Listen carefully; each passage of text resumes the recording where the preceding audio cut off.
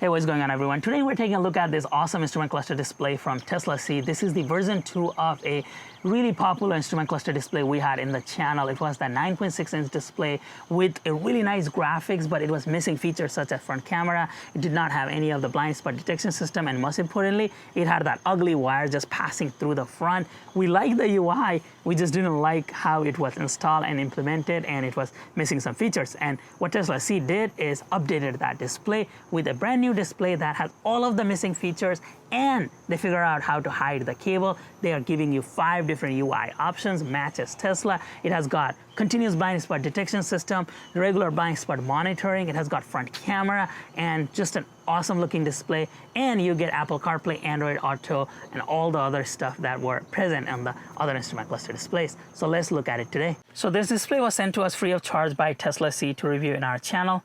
If we go over here, you can see the options, Model 3 all-wheel drive, Intel, you have AMD, Highland, you can pick Model Y, you can pick any of that options. So we're just gonna do Model 3 Model Y AMD, left-hand drive, right-hand drive with front camera. So with the front camera, your price come out to be $389, but let me show you how you can knock that price down. So if we go to buy it now here, and on the discount code, if you just put Shiva Tesla and hit apply.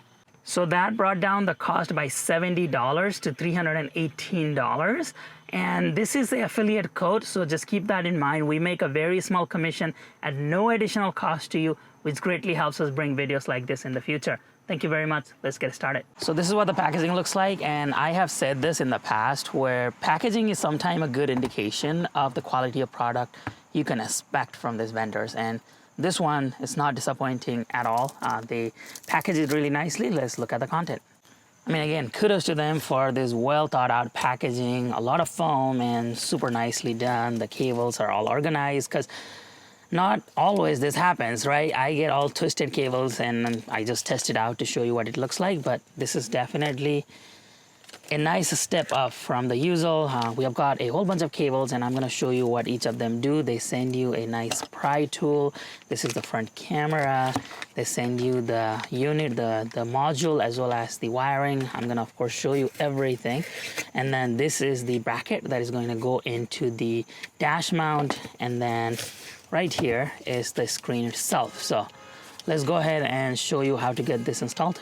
So if you lay out everything in one location here, I believe they must have sent me one extra wire, but I'll let you know if I'm wrong as I go on. But basically how this works is this is the control, the brain of this whole system. This is the OBD connector in the side door panel, and this is the power cable. This is for the AMD version. For Intel version, they're just going to send you one of these OBD connector bypass that you need to do on that difficult location underneath the glove box. But for AMD, this is what you do. This also works for Highland exactly the same way. So this is the brain, and there is one output of this unit right here. That is where we're going to connect one of this cable, the output. We're going to plug this, and then the other end, which is the USB-C, is going to go and plug in here. That leaves us with another USB-C cable, which is this guy here. We're going to plug in the USB-C on the other port, take this all the way to the front camera, and that should be it. I don't know what that extra wire is, but I'll let you know as I go on. But this front camera looks pretty cool, actually, because this is a silicone, like the rubber housing that they have here makes it super lightweight, and you can, of course, use screws, but what I would recommend is just using the 3M tape, and I'll show you what that looks like here. But if you just quickly look at this, this comes out, and this is the camera. But because of this silicone housing, you can move this around and twist the angle if you wanted to. So let's go ahead and get started. First things first, we're going to start by removing this dash panel, and it might be slightly different depending on the model, but for all models, you're going to use this pry tool that they sent with the kit and just prop this out. There are just some plastic clips that are holding this together. Now, on some of the models, you may see a screw somewhere here. So you want to make sure that it's a Torx 20 screw. You want to make sure that you remove that screw before you do anything. It could be on either side or both sides. Just check for any screws that are holding the dash. Mine doesn't have it. So that's what we're going to do on the other side as well. So here, we're gonna do the exact same thing. As I said, this is for all Tesla models, regardless of what you have. If you have an Highland, then this piece as well as this piece is gonna come out. But as I said earlier, there's going to be a Torx screw right here on some of the models. Like if you have a standard range Model Y, you probably have a Torx screw right here, so you wanna remove this. I'm not talking about this one. It would be right here that is connecting to the dash, so remove that one. And on the passenger side, we're gonna also need to remove this panel that just comes out. Then just remove this weather stripping. Next, what we're gonna do is actually slightly pull on this from all sides, so we can go do over there and that side as well as here. And depending on how many times you remove it, I have removed this hundreds of times. Mine is probably loose. Yours may be a little bit tight, and if yours is tight, you can use a pry tool or something to put the leverage. But essentially, you're just pulling on this, and as you see, it just starts coming out. Go in there and start pulling, and we're gonna also pull from the other side. As I said, just pull this out from both sides, and this actually just completely comes off, and you are able to just remove this and take this out. We're gonna be needing this piece to install the unit. Now for this next step, we're gonna grab the two USB-C cables that have the open port, and we're gonna pass it through this bracket that came with the kit. And this is because on the previous generation, you couldn't pass a USB-C cable or the port through here, so they made this cabling a little bit different and better. So essentially, we're going to grab this piece that came with the kit, and we're going to pass this end of the cable, the exposed end, and then take those cables out from this hole in the bottom. So that's all we're doing right now, is to taking the cable out from the bottom here, and one cable has been passed. Now we're gonna work on the second cable. Exact same deal. We're just going to be grabbing this end, the exposed cable end, and then passing those exposed cables through this bottom piece. We're gonna go from the opening on the top to the bottom here. Very straightforward process. And we're gonna do that for two cables because we're gonna be installing the camera. Now, if you're not installing the camera, you just have to pass one cable, not both. I'm gonna slide this and have a little bit of a slack here. Now, we are ready to pass it through this port down there. Now for this next step, depending on your OCD level, we are just trying to find the center of this cutout here, and we are going to be passing this cable. So for me, the center is going to be somewhere here. I'm just going to eyeball it, and I'm going to just slide my finger to just get that center. You can measure it, as I said. And then we're gonna pick two openings there, and then just pass these cables respectively through those two openings. So one cable from one opening, so that's what we're gonna do. Pass that through there, and then I'm gonna pass the other cable through the next opening. And super simple process, as I said. We're just trying to pass these two cables through here, and we're going to just pull this out, and we're ready to install the top portion of this. The bottom portion is passed through. Now the final step on this process after you pass the cable is you're going to take this bracket and just simply insert it through the vents and just do a check right now if it is in the middle or not, and just make sure that it's in the middle, and we're just going to just push this down. It does not need any screws or anything, which is the great design choice that they made, and we would have passed all of this through. So next, we're just going to push this down. So now this is pretty strong. It's not gonna come off, but the idea is if we flip this over, if you look at it, I don't know if you can see this clearly, right there. So that nut should be on top of this bracket here, so it can grab onto it. But problem with mine is because I have got this carbon fiber cover on the top, it's not letting it push down more, but mine is pretty secure even with the carbon fiber wrap. Like, I don't think this is going to come off. So we're gonna give that a try, but the true way, the intended way is to just push this really strongly so that those notches make it through. Next, we're just going to plug these two USB-Cs in. So just going to plug in the closest one, and we can fix this later if needed. So we'll just put this through here, put the other USB through the second USB port, and then we're going to pull the slack just a little bit from the bottom and The idea with this install is that you see that little hole there? It aligns with this hole here, and then you're just going to push this down. So I'm gonna fix the slack and then essentially just put this through and then push it down so that it's secure in its place.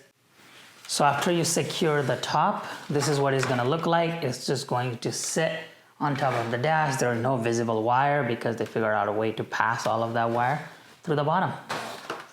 Next, we're gonna have to install these ports, the plugs that are gonna go into different components. And to do that, this is pretty simple, straightforward process.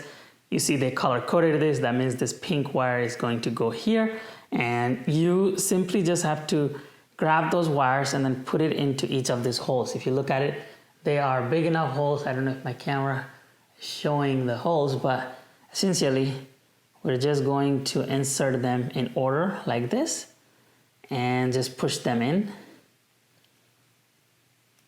Make sure that they go in and we're done. That's it. There was no, like when I saw this cables came loose without the plug, I was a little nervous, but look, super simple. They made this really easy. So one is done. We're gonna do the exact same thing on the other one. So now we gotta go over here and remove this weather stripping. And when we do that, you're going to see this plastic fastener here. Just use a pry tool to pry this out. And once you do that, you should be able to remove this, put this in a safe place, and really this whole thing just pops out. So just pull this out from the bottom as well as from the side, and this panel just comes right out. Now for the AMD plug and the Model 3 Highland, we're gonna have to go over here. For the Intel, you're gonna have to remove all of this clips in the bottom and then reach underneath here for the Intel plug. Let me show you the AMD and then we'll go into Intel. So if you look at it inside, this is your OBD, the CAN plug that we are going to need. And then this bottom here is the 12-volt outlet that we're going to need. So we will be needing both of those for the AMD connection. So you're going to take this harness that came with the kit, take this side, and then you're simply going to push it in here. So once you push that in there, you will have a secure connection. So right here, you've got the OBD CAN plug connected. And if you're like me and if you have multiple accessories there, like this is the TestLogic bond, I am going to just simply plug this in to the male port. So I'll take this out and plug this in. Now, even though this is daisy chain, so I have that one, this one, they will both work. I have one Bluetooth module here, and I'm going to be getting another Bluetooth module for this accessory. So that question comes up a lot. As long as they send you both male and female for this port, you can daisy chain as many accessories as you want. As you see, I have a Bluetooth module there, and I'm gonna be connecting another Bluetooth module here. Now we took care of the data part, but we still need power, and this is the power port. And what you have to do is reach underneath here and push this pin in the middle, the Tesla pin, pull that out. Then you can go ahead and take the male end of the new harness here and then simply slide this in. So you're going to just pull this in. Then you're going to take the female end and connect it with the Tesla's male connector, or in my case, I have got another accessory. So I say I have got TestLogic there, so I'm just going to do a daisy chain. If you have an Intel car, it's a little bit more difficult because you're gonna have to reach underneath here and then remove those plastic fasteners that you see. So all of those you have to remove. There are 4 of them, and then let's go through that process now. Of those 4 plastic screws, you can use a pry tool to remove them. Once the panel is removed, you will see the LED light connector, which can be removed by pinching on the middle tab and pulling it out. Then the speaker plug can be disconnected by simply pulling on the plug. This is the difficult plug we need to remove for the cars with an Intel chip. You just have to pinch on the middle tab, and while holding it down, pull the plug out. Then take the new harness and plug the male Tesla adapter into the female adapter of the new harness, and then take the new male adapter and plug it into the Tesla computer. Make sure to align the plug straight to prevent bending Tesla pins. Again, this is super tedious and requires a lot of patience. At the end, it should make a complete circuit. We have connected the box here, and there's just this one connection that we need to make, and then this is our dash where we have two plugs coming out of the dash, but one of them is for the camera and one of them is for the data port. So I want to make sure that we know which one is which, or if it matters. So I'm going to be plugging this in to do a quick testing, including the camera, just make sure everything is good. Because the camera cable, I'm actually going to have to route it through the driver's side because it's a short cable. I don't know why they didn't send a long enough cable, but the camera cable is not going to reach if I was to just pass it through here, like through that way. So I'm going to have to pass it through the driver's side and take it to the front. I'll show you how to do that, but I want to test the first system, make sure everything is working. So to test this, I'm just taking one of these plugs and simply going to just slide this in here and see if I get any signal. I have a signal here. Maybe I got lucky, but yeah, it's showing the right doors and everything, the battery percentage. So this is probably good to go. I'm just gonna keep that cable, and then the other one is gonna be camera cable. Let me do a camera testing really quick. Doing the camera testing, exact same deal. We've got our camera here. There is a plug, and we're just going to plug this in. And so that's it. And we got ourselves a feed here. So the camera cable is also working fine. If you don't see the feed, just swipe down and you should be able to see that feed coming from the camera. But our camera is working, so we're good to go there as well. So test it out for you guys. I did the cable check and there is a right cable. There's only one feed for the camera and one feed for the unit here. So try it with both and see which one works, because this one is working because it shows the trunk and all that status and everything. So I know that is right. If I plug in the other one, it just turns off. There is a brief power and then everything turns off. So that's definitely the camera feed and then the other one. So I would label that and then proceed with the next step. Now the next step is you're just gonna put the dash down, and since this is a pretty flat cable, I don't think you have to do any prep work, but you can put some adhesive like the painter's tape to hold this down like we have done in the past. But since this is just a single cable, if you just become a little bit careful, making sure that the cable doesn't come in the pin, you should be good to go. And just take the cable out from here. We have already connected. This one, we're gonna have to route it to the driver's side, as I said. Your goal is to make sure that the cable does not come underneath the clip. So I would encourage using the painter's tape to kind of tie that down so that the cables are not on the way. But for me, this works. As I said, it's just single cable. We have done so many different cables, and all you have to do at this stage is just to push this down and on all directions over there so that everything is flat and exactly like how we opened it earlier. Now for this camera cable, we're just going to be removing this weather stripping a little bit. Then we're going to be removing this panel here that you see. Again, use a pry tool, and if it's becoming a little stubborn, you may need to put some force here. But basically, you're going to remove this panel, and then we're gonna be passing this wire through there. So what we have done is pass the wire through here, and then connect it through the back there, and then we're gonna pass it from this slit, and we can put the weather stripping back. This is flat cable, so hopefully it's not an issue. Yep. So the weather stripping actually goes in pretty nicely here with no issues, as it is a flat cable. And now we're just going to run this. You can also put it underneath here just to make it more discreet and hidden. And then pass it through this slit. On this end, we're just going to pass this cable through this slit to make it more discreet and hidden, and pass it through here as well so that the cable doesn't move. There's a lot of space in the back. So this is where this cable is gonna hang out. I know, not ideal, like passing through the firewall, but they sent me a short cable, so I guess we gotta make do with this. And maybe this is better, honestly, as well, for the ease of installation.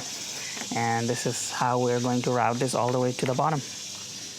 Now to route this all the way to the bottom and open all of this, I have done this numerous times with other installation. I am just putting a clip of that install. Not this one, but that install that I have done in the past, where the camera is very similar. It's not exactly the same, but very similar. And this is how you route the camera. You open all of this, mount it in the bottom. As you can see, we already got a camera installed here. So again, not this specific installation. I'm probably just gonna soft mount this somewhere to show you the camera functionality, but I have done this many times. I'm gonna put the video right now. And we need to remove this panel, basically all of this, so that we can route the camera harness from underneath here, from the front, through the vents here, all the way towards the inside of the car. The first step is to remove the air vent here. These are just held down by a couple of clips, so shouldn't be very difficult to remove this. It just kind of pops out. Again, these are the clips that they are holding it down. So you just have to apply some pressure and then it comes out. Where things get a little bit different between the newer and the older Teslas. So the newer Teslas, if yours look like mine with the AMD chip, you're going to have two 10mm socket screws here, and then there's going to be two 10mm there. So those are the 4 ones, and you are also going to have a little plastic pin here that you got to remove. Now if you have an older Tesla, you're going to have 2 on the clips here as well as 2 on the front, and I'm going to show you how to do that here. I have a bookmark in the video to show you older versus newer Tesla. So this is for the newer Tesla. Again, this is where you're going to remove it. If this is what yours look like, these are the plugs you have to remove. There's 2 screws here, 2 screws there. So let's go ahead and remove that now. So you can take a standard socket wrench and then just remove this, or you can also use a drill, whatever your preference is. And then I'm going to use just a standard socket and then remove this, but you can certainly use a drill, any power tools to remove this. Once you remove this, an easiest way to keep track of this screw is just drop this inside the front here, because we are going to be removing this whole thing anyway, so your screw will go with you if you just put it in the front like that. Next, we're going to take care of those 2 screws here. Again, it just takes a little bit to get this loosened, and then it comes right out. Next, we are going to just grab a pry tool and then remove this screw from here, and you just have to reach on that edge, that's the cutting there, and then this just comes out. That will remove this front panel from this unit here, so that you can easily remove this whole thing.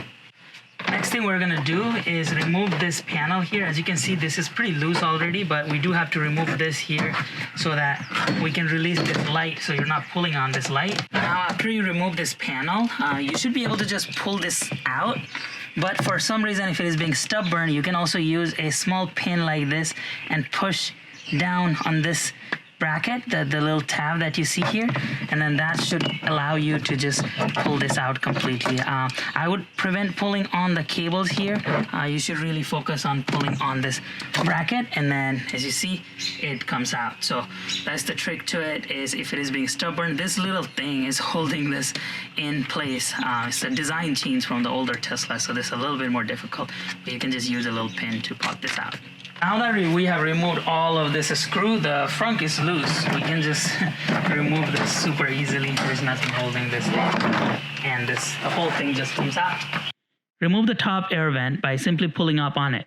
Be gentle with this process, as those clips shouldn't require much force. Remove the HVAC panel by gently pulling on it. It is held by those white clips. Pull up the front latch panel, take it out, and remove the front cable. Remove the front panel screws using 10mm socket. There are 7 screws, including the ones under the clips that are in the front. Remove the front panel by just gently pulling on the edges. Make your way around by starting on one edge of the car and go towards the other end. And for those of you who have never seen the interior of a front, this is what it looks like. So what we're gonna do is we're going to install the camera right here. So on the center here, so that the camera faces this way. We could do it in the bottom here, but as you can see, this is pretty closed up and it's pain in the butt to remove this. Never ever remove this without a plan. This is gonna take you forever to put this back on. Unless you're planning on drilling a hole here, I would recommend you put the camera right here so that you will still see the front bumper. I mean, you can put this down, put it straight. We'll show you how to do all that adjustment, but I would find the middle point here and then put that camera here. Now we're gonna paste it right here on this plastic part so that the camera kind of aligns here with the front, and then the cable we're going to pass it through here, and it's pretty easy actually through the air vent when the cable is going in. I'll show you from the top how I can see my hands coming here. So I'm putting my finger through here, and if we look at it from down below, you are able to see my finger right here. So that's how easy it is to pass that cable.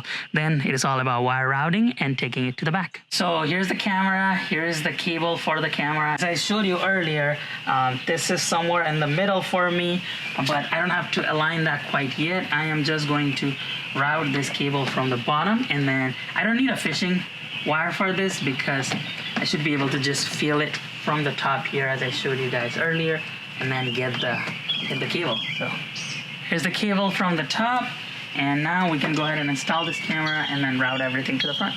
So Tesla helped me identify where the midpoint is because they put this vent accordingly. So there's 3 of these panels here. So 1, 2, 3. This one is in the very middle. 1, 2, 3. This one is in the very middle. So this is going to be your midpoint, exactly as a midpoint. Before you do anything, take a towel and then just thoroughly clean this area. Maybe put some rubbing alcohol or however you want to put it so that it is clean, so that the 3M adhesive sticks really well on the surface. So after you clean it, step 1 is to take this and peel this off from the back here, and then attach this. So this is the cover for the camera itself. Now align this adhesive with the camera, and then just put this in. Now you have got the camera secured here. Now we just need to remove this backing and then stick it here, but just align the camera so that it is in the same distance as this bumper here, so that when you are looking at it, the camera is not showing the object is either too close, because if you put it here, it will show too close. If you put it way back, it might not show you as close. So kind of make this straight so that the camera is giving you the true indication of where the object is. Always be careful, because this camera might not show the accuracy. There's no ultrasonic sensor here. It'll just show the visual to give you a general idea. So for me, it is right here, and then looks like if I put my camera right at the edge here, it is balancing this out. So all I have to do is remove this, the red cover from the other side. So I just have to peel this off, and then again once more align this so that I know where the center is. So I have that centered, and then here I have this centered as well, so that is vertical here. And then I'm gonna just lightly press it, step back, look at it, and make sure that this feels right, which this feels right to me. Now I can go ahead and just simply push it in to secure it in place, and that is all you have to do. Now the camera is secure, and I can adjust the angle, as I said. So if I want to just look straight down, I can adjust it, or if I want to look straight to the front, I can do that. Mine is gonna look like this because I wanna know how close I'm getting to the bumpers, with those blocks, the concrete blocks on the parking. So mine is gonna be facing down like this. However you wanna face this, it just make sure that it's not too far in or out. And oh yeah, this is secure. This is not going anywhere. But if you want a peace of mind, you can also put the little screws that they sent here to further secure it. But this is good to go. This is how the display looks from the back here, as well as the front here. Looks really cool. So this is the boot up logo here. Super simple, no company logo, anything. It just takes a second for this to boot up, and you get that display. So my camera is not going to be able to do a full justice of how good this display looks in real life. They're using Tesla fonts, they're using Tesla rendering. All of this information that you see, they're using really nice fonts that are modern, futuristic looking, and it matches with what we see in Tesla. So kudos to the company for figuring this out, where it is not a cheap looking font, or they did this just in a hurry. They took their time and they made this look really good. Everything that we have been asking for, MPH instead of some stupid MP/H or some random numbers or units that they use. They did a really good job. This is UI number 1 while it is parked. I'll show you what this UI looks like while in motion, but let's go through all the UIs while it is parked. Before we do that, this icon here, this is dynamic island, almost like the Apples, where you can just scroll through different things here. CarPlay, you can go through Android Auto, you can go through PSI, you can go through the settings. So this is what you get with this icon. Now, if you're thinking, well, I don't want to touch that screen while driving, there is an option for this using the scroll wheel here. All you have to do is to go between those icons. You have to either scroll this up or down. So if you scroll this up, you'll get different settings. If you scroll this down, all the way to Android Auto. So that's what you get with scrolling up and down. And if you need to select one of this, so let's say if you want the Android Auto to pop up, or if you want the settings to pop up, you just have to press this towards the right. So if you press that, of course, Android Auto is not connected. And now to go back, you just have to press this towards the left, and you're back to that main screen. And you can do that with every single UI, except there's one UI that does not have those options.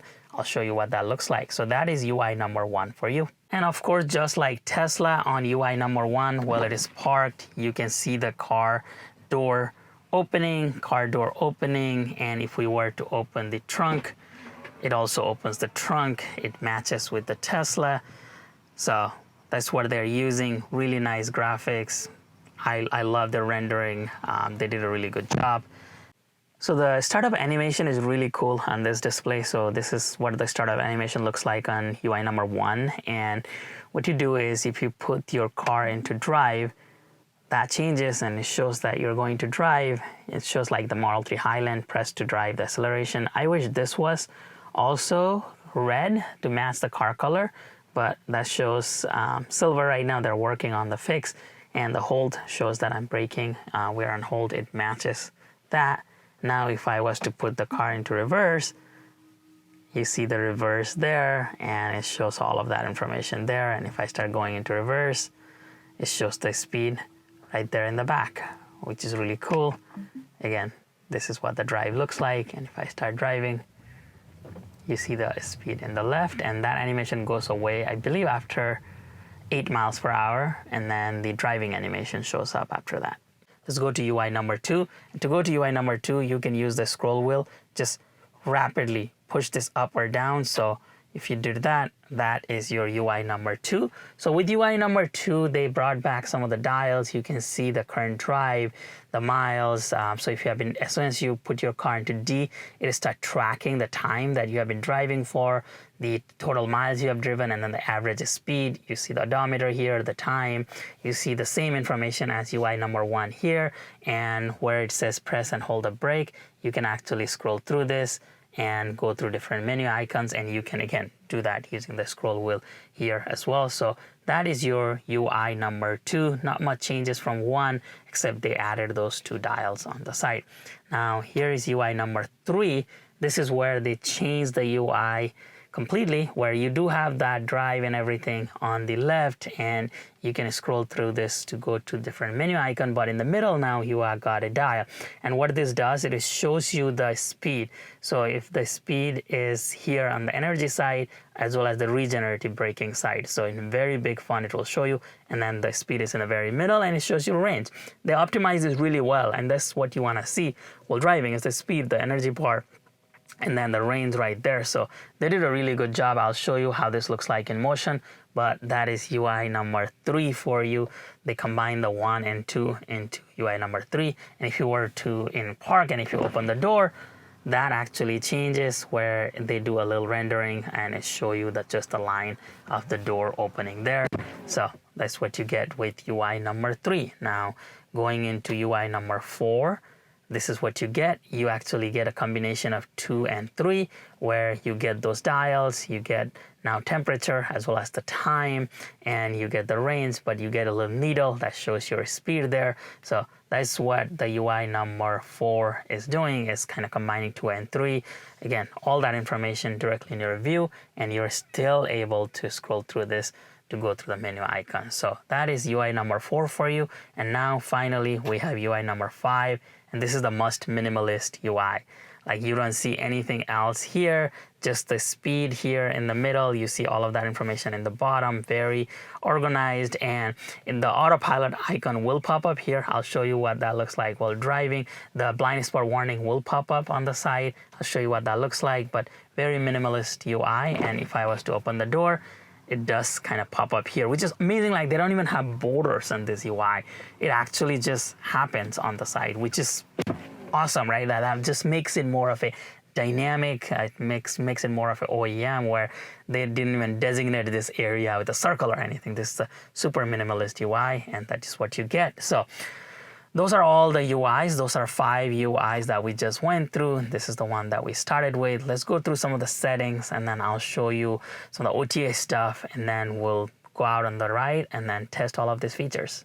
So as I said, you can use the touch screen or use the scroll wheel to control between the different settings. So if you were to use the touch screen, this is what you get in the first setting. You get the display setting, you have the audio, that's the volume of this speaker. There's this internal speaker here. There's the brightness is to either set to automatic or manual. So if we're just set this to auto, and because the car's display, the brightness is lower right now, that's what you're gonna see. But if I was to increase the car's brightness, it increases or decreases with it. So that's what you get with auto. I am going to press this into manual and then just slide this all the way, so we have a full visual there. You can also do light versus dark versus auto. I'll just leave that in auto, and it doesn't matter much on that because this thing is really good with the black background there. And I'll show you the night driving. It is amazing.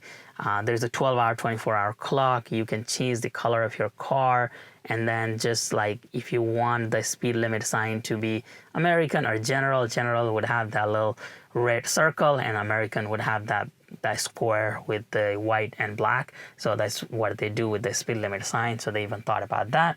In the controls, you can change the settings, bar, PSI. You want the loudspeaker versus Bluetooth as your audio option. We'll talk about that here in just a second.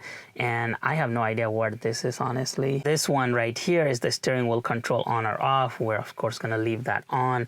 The driver's side, the left or right, the temperature in Fahrenheit or Celsius, the blind spot detection system, and then the AHD is your front camera. And we're going to talk about the front camera here just in a second once we make it through this settings here. So system, you can do English, you can go through different UIs here as well by touching the screen. You can also do the speed limit indication of how far away you are from the actual speed limit, like 0, 10 over, 20 over, and you can see that icon that shows that you're over the speed. This is your time. If we go to software, this is where the Wi-Fi is not connected right now, but you can go to Wi-Fi here and you can select Wi-Fi toggled on, and then you can select all of those Wi-Fi from the list, select one of those Wi-Fi, put in your password, and then you are able to, after that, you're able to just do OTA update. Once the Wi-Fi is connected, you can hit OTA and then update starts working. And I have tried the update already and it works. So I know that for a fact that their OTA is not just a gimmick. So that's what you do.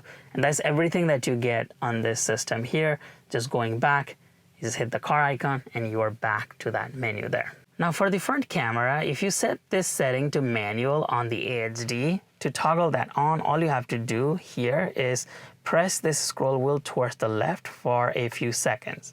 So if you press this towards the left for a few seconds, you get the camera view, and you have on-demand camera view. You can just leave this on at all times to see the front bumper stuff. Now to get rid of that view, you just have to press it once and you're back to that main UI view. Now, if you want to set this as an automatic, what you do is go to the settings, and then right here on control, you just do auto. And now what this auto does is if you put your car into drive, as soon as you put your car into drive, the camera toggles on and it stays on for a couple of seconds. And this is one of the things that I have talked to Tesla C to increase that timing, so that when the speed reaches like 20 miles per hour or something like that, then the camera feed go off.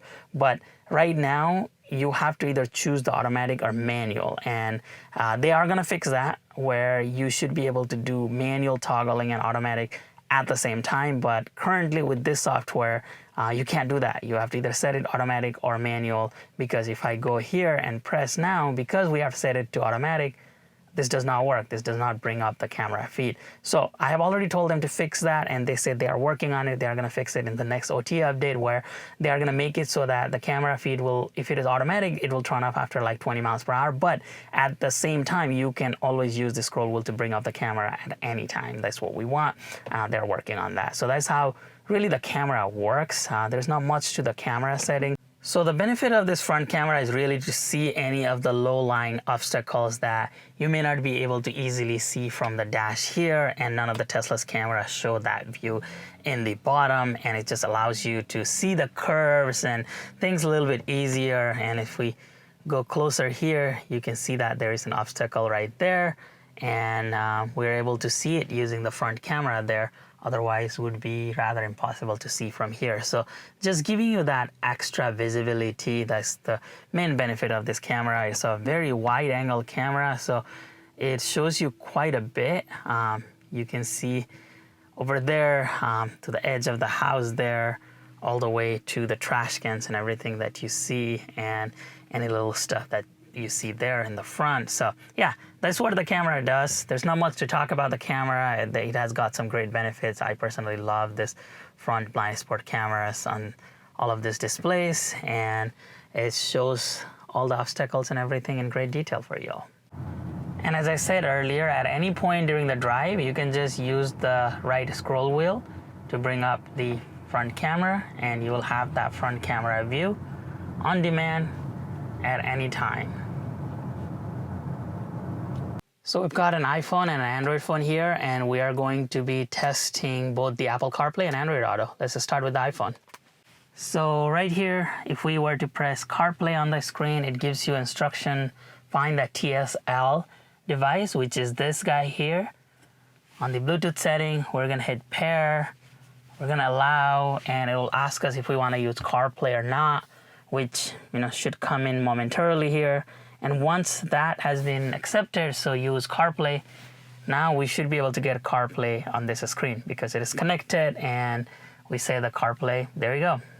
You've got CarPlay from this phone projected here, and you can use the touch screen to go between different things. You can use Google Maps, you can use Waze. You have all of these options right here. So you've got full CarPlay, so Waze is actively using your location. We can put voice, we can search. So if I want to just say categories, I say food, and whatever internet connection that you have, it is going to just find that. So we can pick any of this and go now. There you go. We have got Waze there, and it will just follow whatever we are seeing on the screen. Let me see, sound on. Make a U-turn. So we're gonna do a quick drive with this display and Waze in there, Apple CarPlay, just to show you how this works. It's going to be as good as your phone. I have an older phone. Yes, I still have a phone with a little button, so I can do all of these demos here. But basically, in 300 feet, turn left on Eden Road. So that's the audio that you hear there. That's coming from the little speaker. Turn left on Eden Road. Not the Tesla's speaker, but the little speaker that this display has. Actually, that's pretty good. It's loud. And now we're not gonna follow what it says and see what, yeah, as you saw, it updated turn left right on away. Eden Road. Then turn left. And it showed us the navigation. It updated, and that's all we can ask for from a system like this. So slow battery. We're gonna go here. Yeah, so it's updating real time, and it is showing us what is happening, which is really good. So that was Waze. Here is Google Map, and this will just follow whatever is showing on the screen there. I'll hit go, and it's going. So that's what you see. It is exactly what this car is showing, this phone is showing. My phone is a little slow and it's about to die because it's a super old phone with a degraded battery, but you see all of that information, and if you were to make a turn signal, you still see that. So they do a good job with the CarPlay and Android Auto to show you all the critical information, but yet give you a full screen CarPlay, which is really good. So now we have covered CarPlay. Let's talk about Android Auto, and we are going to bring in our Android phone. And what we're gonna do is go to settings. We're gonna do the connected devices, pair a new device, and if we go to Android Auto here, it'll say TSL, XX, exactly like the CarPlay. So we're just waiting for that device to pop up. I haven't seen that, so this gotta be it. Now we are pairing this, and it says it is active. So it'll just take a second. Android Auto has been detected here. Now that flash basically means it has detected a car with the Android Auto, and it is connected. Now it is going to start Android Auto on our car right there, which is super awesome. So now we'll hit OK. We'll do continue, and we have Android Auto here. So it'll just take a second. This is the first time we're loading it here. There is the map. We can go through the settings, and we can pick different apps. So there you go. You've got a full Android Auto here. You can also do tap for the voice, but this is what it is. It was a little choppy in the beginning to connect, but looks like that was just in the beginning, and it is working out. Now if we go to Waze, it's going to pull up Waze, and we can search for different things. So if we go here, categories, let's do gas, and it'll bring up all the gas stations. So go to Gas Plus, go now, and now we're good. One question that comes up often is about the audio. So right now, what I have said this is it will go from the Android Auto, the Android phone, to the Android Auto, and there's a speaker in the back that is projecting out that loudspeaker. It will give you all the directions. Whatever music you are playing from this phone will go here. You can do that, or if you want an alternative method where you want the phone calls and everything displayed here, but you want the audio to come out of Tesla, all you have to do is connect this phone with the Bluetooth, and you have the CarPlay, the Android Auto CarPlay set up.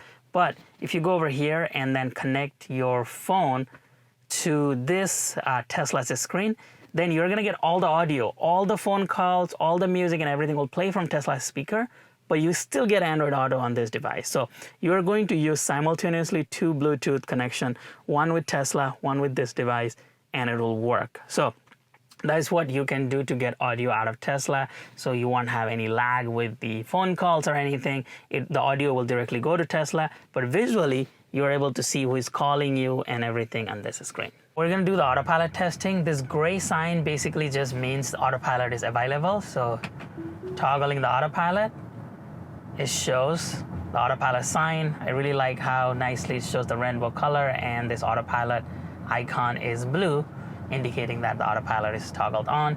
I'm gonna let the car nag at me. There you go. The slight turning radius to apply that, it showed the nag popped up. So in UI number 2, you see the same thing. The autopilot is toggled on. That's UI number 2 autopilot. Now we're gonna move on to UI number 3 autopilot. So autopilot on UI number 3, you see that icon right there. Here is a UI number 4. So UI 4 autopilot, you see the autopilot sign there. Now let's move on to UI number 5, which is this basic one, and you see the autopilot indication right there.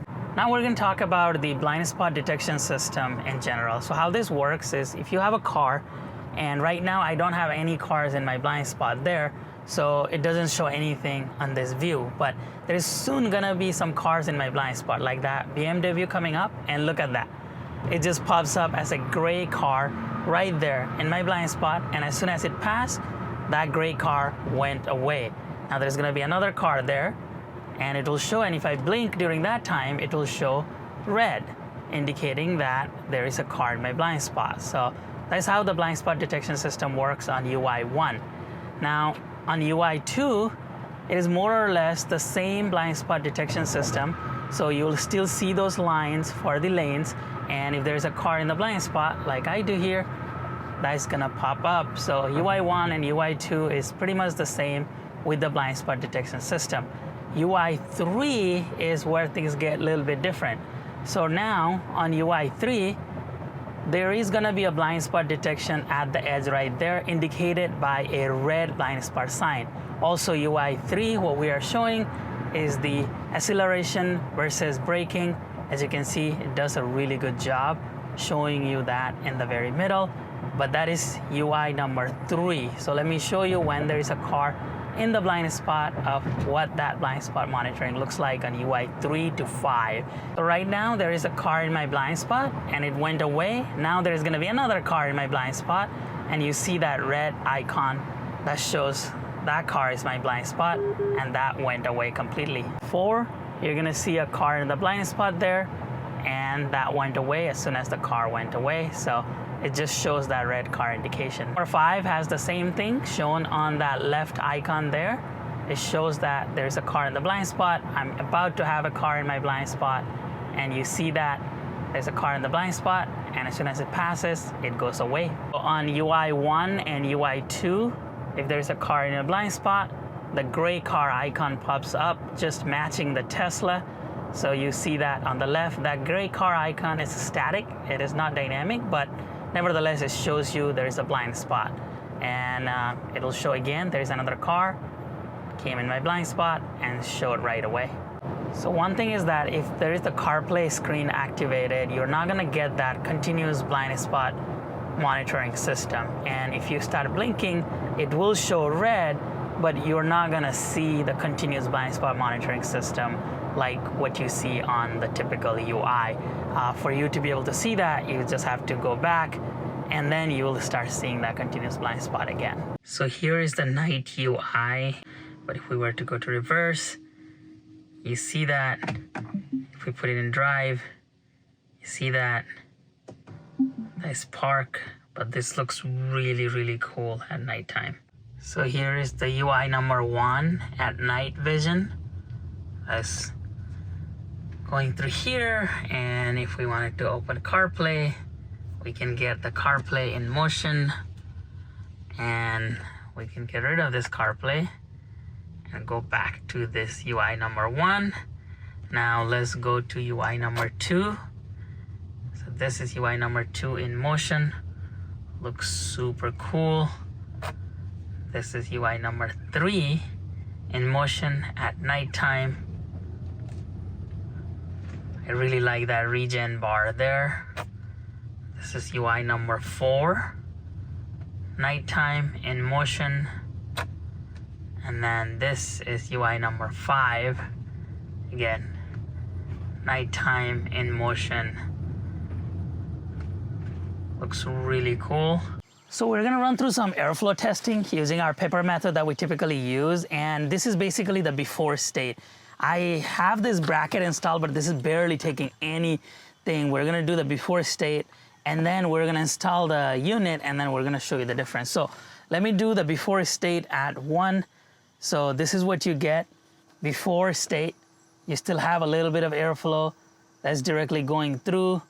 You see that with the paper moving, that's level 1. I'm gonna increase that to level 5. And this is what you see with the before state of level 5. So there's quite a bit of airflow that is going directly to my face here. So that's 5. Now let's blast this to 10. And of course, you're gonna see a lot of airflow. So those are all before state. Let's put the display and I'll show you what it looks like. I'm not gonna move the camera or anything, so you get the exact same angle before and after. So we just installed this screen here. Now let's do the airflow testing. We're gonna start with 1. So this is after. So after this screen, at 1, I see slightly reduced airflow, but at 1, it's just hard to test that anyways, but just judging by here in the back, it's slightly reduced. Let's pump this up to 5. And yeah, you start seeing the airflow. Not as strong as without the display, of course, because there's a lot of airflow that this directly blocks, but you can see the airflow passing from the top here though. So if you look at the paper, it does pass through it from the top, but at here, 5, you still see the blockage. And now let's bump this up to 10. So this is 10, and of course, you see crazy amount of airflow at 10. Look at that. So you still get a lot of airflow to your face. At 10 here, it kind of makes that, if you look at the curve here, the airflow is going directly from here and passes through the screen. You can kind of see like a flow, right? It goes, passes through here, and then it comes directly to my face. So if you're creative at the airflow settings, you can get this up and running. So that is airflow 10. So just based on my observation, I would say probably 20 to 25% reduction of airflow, but I don't have a fancy equipment to detect that. I just showed you what the before and after looks like, and I did not change any of the airflow angle or anything. It is literally the same as before and after. Now, anticipating your question on how this would look on a full set of wheel, this is about what it would look like, right? You can still see it. This is my natural position. I am 5'9", and that's the display. So you would still be able to see the display. Just you may have to adjust the steering wheel, but just wanted to show you. Of course, this is not installed or anything in this, but just wanted to show you what it would look like on a full display. So this is my position. I'm looking directly down, and as I say, I'm 5'9", and I'm able to easily see this. All right, so here's the good and the bad about this display. On the good side, I really like the integration piece of this. This looks much more OEM than the other displays we have reviewed in the past, to figure out how to route that wire internally so it's not a visible wire. And all the integration piece, the UI, they added 5 different UIs, so you can pick one for your liking. They added the minimalist Tesla UI. They are matching the Tesla fonts, the renderings. They did an amazing job with the graphics. So kudos to the company for all of those. This does not look like one of the cheap UI or rush through UI. It looks like it's a well thought out product, and they promise to keep making it better through OTA updates. And I've already done one OTA that fixed a lot of issues that I was having. So I have faith in this company to keep pushing the OTA. And OTA is not a gimmick. It actually works. You connect to Wi-Fi and you run the OTA, and there you have it. It's just like Tesla. So I really like that as well. So overall, I am really happy with how this turned out, all the updates that they have made, the blind spot detection system, the continuous blind spot detection system, Apple CarPlay, Android Auto, the front camera that was missing on the Generation 1. They added all of that to make this more of a complete display. Now, having said that, there is a couple of things I would like them to add and improve on for future iterations and for the current iteration for other users that may be receiving this display. One is they need to send long enough camera cable. Right now, the camera cable was a bit short, so I had to go through the driver's side, and I do not like going through this door panel to reach the front. I prefer to go through the firewall from the bottom of the passenger side footwell. That is the way that we have done it with a lot of other cameras and other harnesses. So there is a really nice spot where there's a rubber grommet. You just need to make a little hole, and then you can pass that cable through there. And I think they just need to figure that out, where it's a longer cable, you can pass it through that. Speaking of camera, they also need to figure out where we can trigger automatic and manual at the same time for the camera. The automatic setting right now is way too short. It only stays on for like 5 seconds. I want the camera to stay on for longer, specifically maybe speeds like up to 20 miles per hour. But more importantly, I want them to figure it out where if the car detects there is an obstacle, so you get that alert from Tesla in the main screen, there is an obstacle approaching. I want this camera to automatically turn on based on that trigger. So we have seen that with some of the displays in way in the past with the ultrasonic sensors with Teslas, where that trigger, the radar would trigger and the camera would turn on. I want them to figure that out with the vision sensor here. Whenever Tesla is thinking there is an obstacle, I want the camera to be able to trigger. But at the very minimum, I want them to combine the automatic and manual setting, where I would leave it in automatic setting. The camera would turn on at drive, go to like 20 miles per hour, the camera would turn up. But at the same time, without toggling to the setting, I want to be able to just push that button on the right and pull up the camera manually again. So that they need to figure it out as well. And finally, one of the design changes I believe they may need to do is the air vent.